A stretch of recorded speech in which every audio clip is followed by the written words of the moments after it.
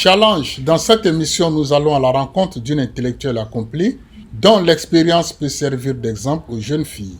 Elle détient un CV impressionnant, mais pour aller à l'essentiel, nous dirons qu'elle est titulaire d'un 3e cycle en droit des affaires et d'une spécialisation en droit d'éthique et en régulation des télécommunications. Après avoir exercé dans plusieurs structures étatiques et des cabinets privés dont le sien, Patricia Ama est à ce jour membre du conseil de régulation de l'Agence des télécommunications de Côte d'Ivoire, ARTCI. La 5e vice-présidente du conseil régional de Surkomoué a aussi un cœur de compassion, étant membre de plusieurs structures de bienfaisance. Au niveau de la lutte contre la drépanocytose, cette dame au grand cœur milite dans 4 associations, dont 2 à l'échelle internationale où elle est responsable. Avec un tel volume d'activités, l'on se demande comment concilier toutes ces occupations. Alors, je pense que la première chose, il faut d'abord être quelqu'un d'organisé. Parce que sans organisation, c'est difficile de cumuler plusieurs activités. La seconde chose, il faut apprendre dès l'éducation, dès les bases, dès le bas âge aux enfants à être le plus autonome possible. Et enfin, je dirais qu'il y a un 3e élément, c'est aussi de se faire accompagner, de savoir déléguer, de se faire aider dans les tâches, que ce soit sur le plan professionnel ou que ce soit sur le plan personnel. Il faut aussi savoir se faire accompagner, déléguer et puis identifier les bonnes personnes qui peuvent aussi vous assister dans ce que vous faites. Et après, il y a un volet spirituel. J'ai coutume de dire que Dieu ne choisit pas les personnes capables, mais il rend capables celles qu'il choisit. Donc, quand Dieu vous envoie en mission, il faut aussi lui demander les moyens d'accomplir cette mission. Donc, je pense qu'il y a une force aussi qui est liée à la spiritualité, parce que je suis une femme de foi et qui croit que tout ce que l'on fait doit d'abord reposer sur la foi. Concrètement, comment s'organise la journée, en dehors de la foi? Déjà, je dors très peu.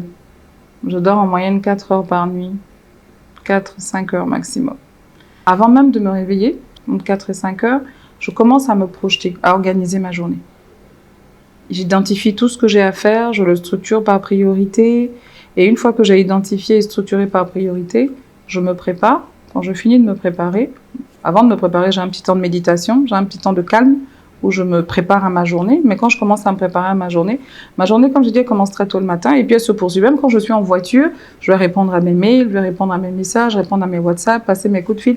Vraiment, c'est utiliser son temps et le mettre à profit, de façon utile, pour atteindre ses objectifs. C'est également avec passion que Patricia Ama exprime sa compassion pour les drépanocytés. Comment cette dame englobée par le travail se retrouve dans ce milieu? Mon père était un drépanocytaire majeur, donc un grand malade. Et ma mère étant sage-femme, je l'ai vu prendre soin de mon père. La maladie a rythmé notre vie. Donc c'est comme ça qu'à un moment donné, je me suis dit qu'il fallait changer les choses. Qu'il fallait sensibiliser et améliorer les conditions de prise en charge. Les besoins sont nombreux et il faut des personnes pour porter le plaidoyer. Et je me sentais investie là encore d'une mission que je continue de porter jusqu'à ce jour. Challenge. L'invité du jour est un véritable exemple pour les jeunes filles. Qu'est-ce qui pourrait expliquer les nombreux échecs, surtout scolaires, chez cette frange de la population de nos jours? Il y a plusieurs paramètres. Le premier paramètre, c'est quand même l'éducation.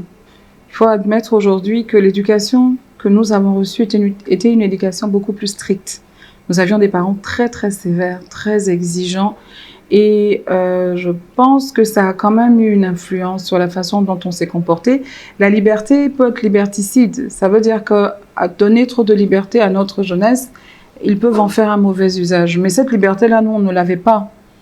Donc, il y avait des options que vous n'aviez pas. Les sorties, par exemple, avant la majorité, c'était quasiment impossible.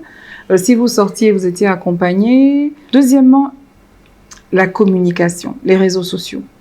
Aujourd'hui, quel que soit l'endroit où vous êtes sur la Terre, vous avez accès à tout type d'informations. Vos modèles ne sont plus vos parents, vos modèles ne sont plus vos proches. Vos modèles, c'est Beyoncé, c'est Rihanna, c'est Kylie Minaj, c'est Cardi B. Donc, il faut admettre aussi que ces modèles-là ne sont pas des modèles de femmes intellectuelles ou bien même des femmes traditionnelles. Ce sont des femmes qui exposent leur corps, qui commercialisent leurs atouts physiques et autres afin de gagner de l'argent. Mais est-ce que notre jeunesse est suffisamment formée et informée et comprend qu'en réalité, ils ne sont que des objets entre les mains de gros industriels, de commerçants et de personnes qui cherchent juste à gagner de l'argent. Donc, quand nos enfants sont en train de danser, les petits Chinois sont en train de faire de la menuiserie, sont en train de faire des mathématiques, les petits Indiens, c'est pareil, et l'Asie est en train de prendre la tête du monde. Donc, si l'Afrique veut également prendre sa place dans le concert des nations, à un moment donné, il faut qu'on décide de quelle information on veut apporter à nos enfants, quelle éducation on veut donner à nos enfants et quelle formation on veut donner à nos enfants. L'on dit généralement que le sexe à l'état précoce influence négativement la scolarité de la jeune fille. Patricia Amman, cela est-il vérifié? À un âge où vous êtes censé normalement vous concentrer sur votre propre éducation et votre formation, si vous commencez à intégrer un homme à cet âge-là, vous allez nécessairement dévier une partie de votre attention sur cet homme. Ça, c'est la première chose. Et la deuxième chose, c'est la grossesse. À un âge où vous ne maîtrisez pas votre sexualité, à un âge où vous ne maîtrisez pas votre contraception, vous allez entrer dans une relation sexuelle avec un homme qui majoritairement sera plus âgé que vous et va dicter en fait la conduite de vos relations. Vous n'allez pas pouvoir lui imposer la contraception que vous souhaitez. Et quand vous êtes enceinte, le jeune homme, qu'est-ce qui se passe? On lui tape un peu dessus, mais il continue ses études. Vous avez déjà 9 mois où vous pouvez ne pas bien vous porter. Donc déjà, vous, d'office, vous avez une suspension. Avant même qu'on ne vous sanctionne et que les écoles, parce que ça aussi, c'est la double peine. Vous êtes déjà enceinte. Ça peut bien se passer ou mal se passer, mais en plus, on vous sanctionne. Parce qu'on ne veut pas que vous soyez un mauvais modèle pour les élèves, pour les filles. Donc, on va encore vous demander d'aller rester à la maison. Triple sanction. Vos parents, avec un peu de malchance, vont vous mettre à la porte. Comment est-ce que vous ne voulez pas que ça influence la scolarité des filles? Après ces remarques pertinentes, quels conseils prodiguez-vous aux jeunes filles pour un éventuel recentrage? Alors, ce que je veux dire à mes filles, à mes sœurs, la première chose dans la vie, il faut savoir ce que vous êtes. Apprenez à vous connaître. Savoir ce que vous êtes, vos faiblesses, vos forces. Ensuite, il faut savoir ce que vous voulez. Fixez-vous des objectifs, ayez une vision, ayez des modèles. Mais des modèles de réussite. Pas des modèles de facilité, pas des modèles de contournement, pas des modèles de raccourcis qui viennent vous vendre du rêve. Ne soyez pas seul dans vos combats. Sachez vous faire accompagner, mais par les bonnes personnes. Et les bonnes personnes, ce sont les personnes qui sont autour de vous. C'est votre maman qui peut être ménagère, mais une femme pleine de sagesse. C'est votre tante peut-être qui est dans le maraîcher. C'est peut-être une autre amie ou une sœur qui est dans le commerce. À l'issue d'une brillante carrière professionnelle, la 5e vice-présidente du Conseil régional du Sud-Komoué fait une entrée prometteuse en politique.